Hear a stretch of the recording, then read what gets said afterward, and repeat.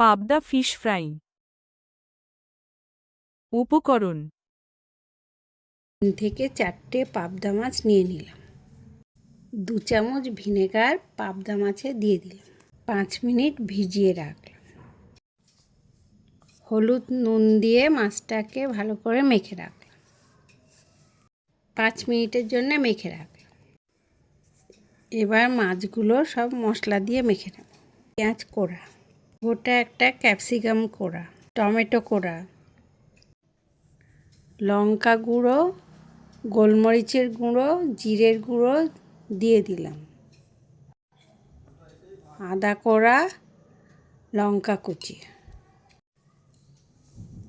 মাছগুলোর সাথে মশলাগুলো মেখে নিলাম। একটা ডিম ফাটিয়ে দিলাম।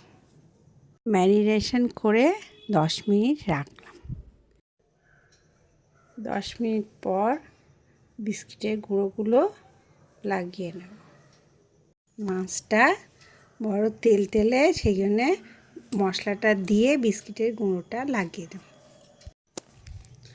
সব মাছগুলো একইভাবে বিস্কিটের গুঁড়ো লাগিয়ে রাখবো।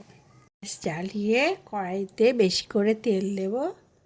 তেলটা গরম হতে দেব। 2টো করে মাছ ভেজে নেব। সব মাছগুলো ভাজা হয়ে গেলে থালায় সাজিয়ে সুন্দরভাবে পরিবেশন করলাম। স্যালাড ও সসের সাথে পরিবেশন করলাম। বাড়িতে বানিয়ে খেয়ে দেখবেন। ভিডিওটা ভালো লাগলে লাইক করবেন। আমার চ্যানেলকে সাবস্ক্রাইব করবেন। ধন্যবাদ।